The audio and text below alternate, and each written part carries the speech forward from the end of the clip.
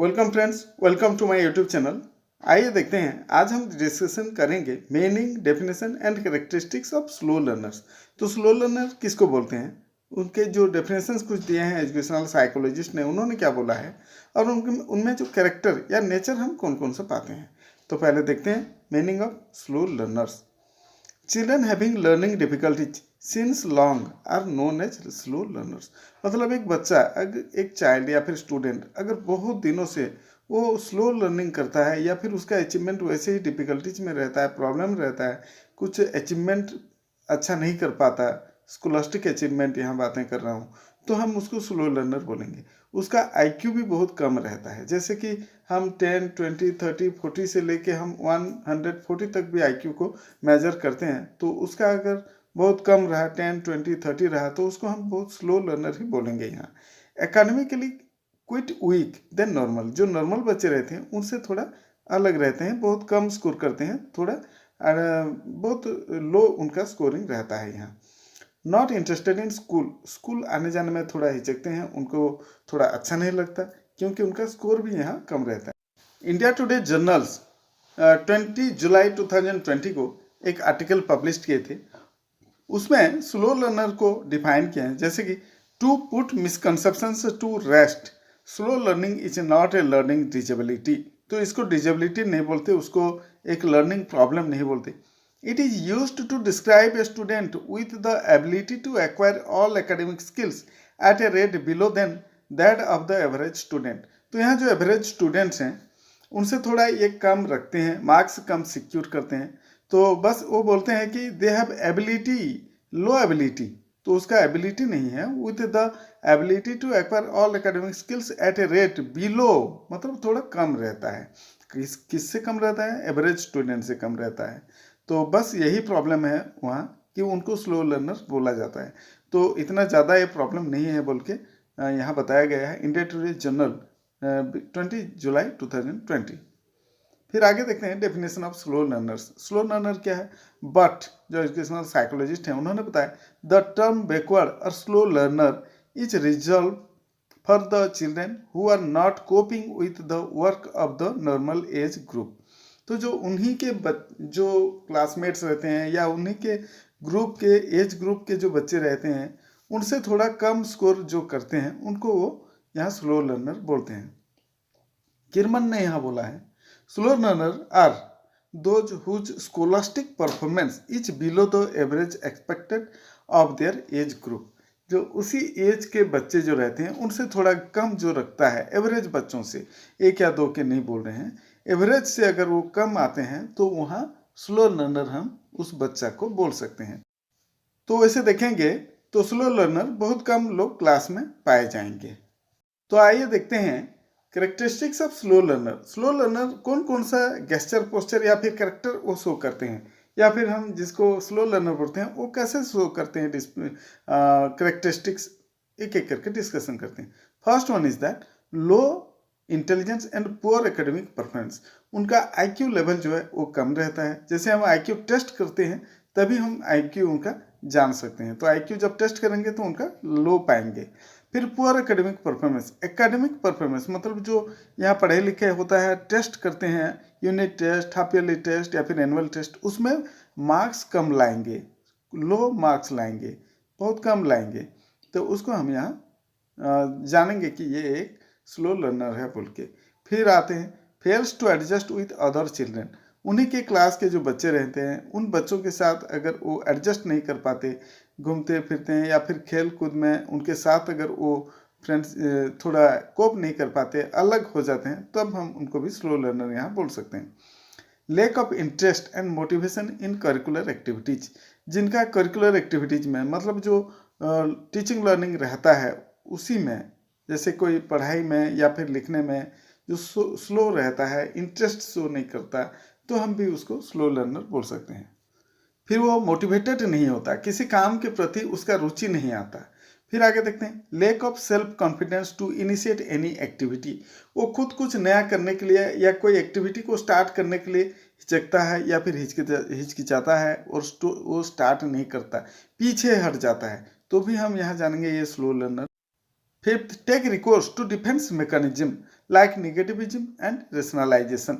तो यहाँ जो भी एक्टिविटी आता है, जो भी वर्क रहता है क्लास में, पढ़ाई लिखाई में, तो वहाँ से वो हट जाते हैं, बोलते हैं कि नहीं ये अच्छा नहीं है, या फिर ये मुझसे नहीं हो पाएगा और मैं कुछ अलग करूँगा, इस टाइप का कुछ थिंकिंग लेके वो वहाँ से हट जाते हैं।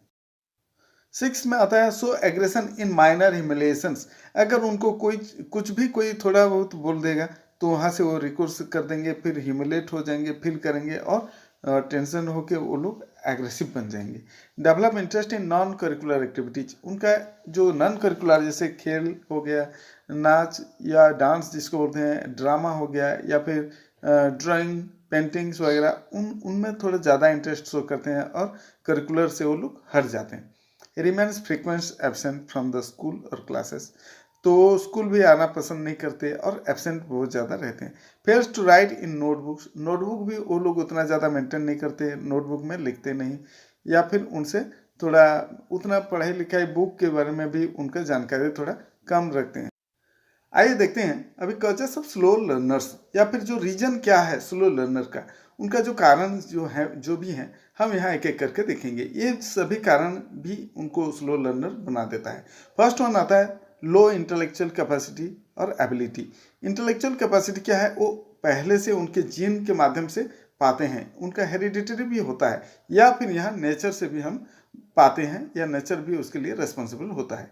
तो यहाँ से भी हम अगर किसी का इंटेलिजेंस क्वोशेंट IQ कम हो गया तो भी वो स्लो लर्नर बन जाएंगे। सेकंड में आता है personal factors. First one, long illness of the child. अगर कोई बच्चा कोई इलनेस है, बहुत बुखार में है, या फिर लॉन्ग प्रोलॉन्ग्ड बीमारी है उसके अंदर, तो भी वो स्लो लर्नर बन जाएगा। जैसे ब्रेन में कोई प्रॉब्लम है, या फिर अलग कोई पार्ट्स ऑफ द बॉडी में प्रॉब्लम है, तो भी वो लॉन्ग टाइम तक प्रॉब्लम फेस करेगा और धीरे धीरे उसका पढ़ाई भी वीक हो जाएगा।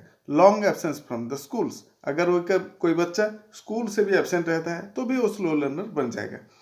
Undetected physical fitness. अगर उसके अंदर कोई प्रॉब्लम है, शरीर में कोई डिटेक्ट भी नहीं हुआ है, कोई डॉक्टर्स उसको आइडेंटिफाई भी नहीं किए हैं प्रॉब्लम को, तो भी वो प्रॉब्लम फेस करेगा।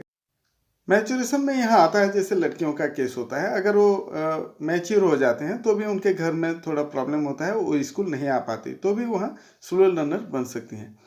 लो quantity and quality of food. अगर खाने पीने में भी कोई प्रॉब्लम है, जैसे ब्रेन के लिए जो खाद्य चाहिए, जो विटामिन मिनरल्स चाहिए, वो भी अगर ठीक से नहीं पहुंचा तो भी वो स्लो लर्नर बन सकते हैं। जैसे कि आयोडीन एक मुख्य फैक्टर रहता है ब्रेन का डेवलपमेंट के लिए। एनवायरमेंटल फैक्टर्स इसमें आता है, जैसे एनवायरनमेंट में यहाँ कोई प्रॉब्लम होता है तो भी वहाँ स्लो लर्नर बन सकते हैं। जैसे कि लेक ऑफ स्लीप। अगर किसी को नींद नहीं आ रही है, स्लीप नहीं हो रहा है, मतलब उसको कोई भी प्रॉब्लम क्यों ना हो, चाहे उसका घर में प्रॉब्लम हो या फिर एरिया में क्यों ना प्रॉब्लम हो, कोई साउंड नॉइज प्रॉब्लम हो रहा है, तो भी उसको स्लीप नहीं आएगा। Advance parental attitude of parents. तो अगर पेरेंट्स भी कुछ ज़्यादा ही उससे एटीट्यूड रहता है, उससे ज़्यादा एक्सपेक्टेशन रखते हैं, तो भी वहाँ वो स्लो लर्नर बन सकता है, क्योंकि उसमें और पढ़ाई में उसका इंटरेस्ट नहीं आएगा। Poor quality of teachers. अगर टीचर भी ठीक नहीं है, चाहे वो टीचर ज़्यादा मार्क्स ला के क्यों ना वो पोस्टिंग हुए होंगे, अगर वो पढ़ाने में थोड़ा असमर्थ है या फिर उतना टेक्निकली वो साउंड नहीं है, ट्रेंड नहीं है, तो भी वो बच्चों को समझ नहीं पाएंगे। Lack of attention of the teachers as well as parents towards children. अगर बच्चों को पेरेंट्स और टीचर दोनों टाइम नहीं दे पाएंगे, उनको समझ नहीं पाएंगे, तो भी वो स्लो लर्नर बन सकते हैं। उनको गाइड करना जरूरी है। रिपीटेड चेंजेस और माइग्रेशन ऑफ द चिल्ड्रन। अगर एक जगह से दूसरे जगह हमेशा अगर बदलते रहते हैं, चेंज होते रहते हैं, 2 दिन 4 दिन, हफ्ते 2 हफ्ते या महीने में अगर वो ट्रैवलिंग कर रहे हैं, माइग्रेशन हो रहा है, तो भी बच्चे स्लो लर्नर बन जाएंगे, क्योंकि उनका वो एक ही स्कूल में एक ही जगह में जो रहते हैं तभी वो सीखते हैं, वो परिवेश नहीं बन पाएगा। Lake of counselling. अगर बच्चों को काउंसलिंग भी हम नहीं कर पाएंगे, समझा नहीं पाएंगे, तो भी वो पढ़ाई में इंटरेस्ट नहीं आएगा और धीरे धीरे स्लो लर्नर बन जाएंगे। Long absence of the students due to environmental problems.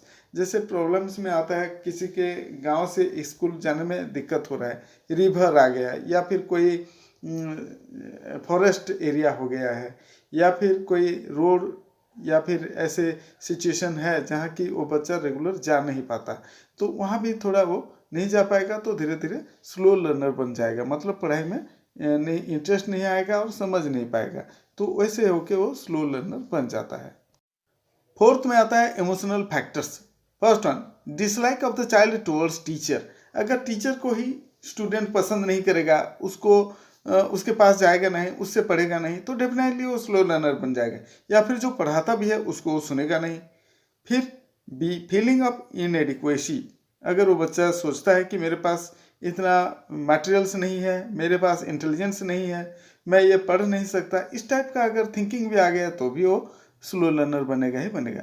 Lake of confidence, वो बच्चा के अंदर अगर उतना कॉन्फिडेंस नहीं होगा कि मैं पढ़ पाऊंगा, इसको मैं कर पाऊंगा, इस टाइप का सोच भी नहीं आएगा, तो भी वो पढ़ाई में रुचि नहीं लाएगा और इंटरेस्ट उसका धीरे धीरे खत्म होकर स्लो लर्नर बन सकता है। पॉवर्टी, ड्यू टू पॉवर्टी भी ये स्लो लर्नर बन सकता है। जैसे पॉवर्टी में क्या होगा, उसके पास बुक्स उतना नहीं आएगा, रेफरेंस बुक्स नहीं होगा, नोटबुक्स नहीं होगा, पेन पेंसिल वगैरह जो भी चाहिए वो सब अगर नहीं भी हो सकता नहीं मिलेगा, तो भी वो स्लो लर्नर बन सकता है। तो ये कहाँ से होगा, पॉवर्टी, या फिर जो उनके मम्मी पापा के पास अगर उतना पैसा नहीं है तो भी वो खरीद नहीं पाएंगे और धीरे धीरे एजुकेशन उसका कम हो जाएगा। टेम्परामेंटल डिफेक्ट्स, अगर कोई बच्चा सडनली इमोशनल हो जाता है, गुस्सा हो जाता है, या फिर बहुत ही फेयरफुल हो जाता है, तो भी यहाँ उसका टेम्परामेंट थोड़ा प्रॉब्लम में उसको ला सकता है। इमोशनल इंस्टेबिलिटी, तुरंत अगर कोई बच्चा इमोशनल हो जाता है तो भी प्रॉब्लम हो सकता है। जैसे बच्चे तुरंत रोते हैं, तुरंत फिर कुछ भी एक सिचुएशन के ऊपर रिएक्शन दिखा देते हैं, तो उनमें इंस्टेबिलिटी आ जाता है, उनका जो कंट्रोल नहीं रहता इमोशन के ऊपर। ज़्यादा खुश होना भी प्रॉब्लम में डाल सकता है। तो ऐसे फिर आता है डिप्रेशन। अगर कोई बच्चा किसी भी एक सिचुएशन को, एक्सीडेंट को, या फिर इंसिडेंट्स उनके परिवार में या उसके साथ हुआ होगा, तो भी उसको सोच सोच के डिप्रेशन में चले जाते हैं, उसी के ऊपर सोचते रहते हैं और बाकी चीज़ को वो लोग नहीं देखते। अगर किसी के, जैसे कि आप देखते हैं समाज में किसी के मम्मी पापा या भाई बहन का डेथ हो जाता है, एक्सीडेंट हो जाता है, इस टाइप का भी अगर कोई सिचुएशन आ गया तो भी बच्चे डिप्रेशन में आ जाते हैं। या फिर अगर उसका स्कोरिंग कम हो गया तो भी बच्चा डिप्रेशन में आ सकता है, क्योंकि मम्मी पापा या फिर पेरेंट्स या टीचर्स डांटेंगे बोल के। तो इस टाइप के भी प्रॉब्लम हो सकता है, डिप्रेशन में वो जा सकता है। तो ये सभी प्रॉब्लम के लिए भी बच्चे धीरे धीरे स्लो लर्नर बन जाते हैं। काफ़ी टाइम के बाद आपको मिलने से बहुत अच्छा लगा। इसका एक एग्जांपल के अकॉर्डिंग हम ले सकते हैं मैथ एंजाइटीज।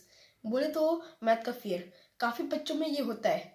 अब ऐसा नहीं है कि वो मैथ में सच में बहुत वीक होते हैं, एक्चुअली वो मैथ में स्ट्रांग होते हैं, बट मैथ में इतने कम मार्क्स लाने का रीज़न होता है पहला, या तो कोई स्ट्रिक्ट टीचर होगा जो बोलता होगा कि अच्छे मार्क्स लाना वरना पिटाई पड़ेगी, और डंडा भी लेकर आता होगा।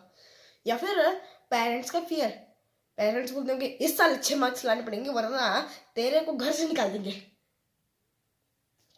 बस इसी रीजंस की वजह से मैथ एंजाइटीज हो जाता है। आगे चलिए आपको और एग्जांपल्स के साथ समझाते हैं। तो दोस्तों, हमने आज डिस्कशन किए meaning of slow learners. Slow learners किसको बोलते हैं, डेफिनेशन ऑफ स्लो लर्नर्स जो साइकोलॉजिस्ट हैं उन्होंने कैसे डिफाइन किए हैं, फिर हमने देखा उनका नेचर या कैरेक्टरिस्टिक्स कैसे होना चाहिए। Hoping that you have enjoyed the session and may have learned something from the video. For getting such more informative and educational videos, you can like and subscribe the channel. Thank you for watching. Bye.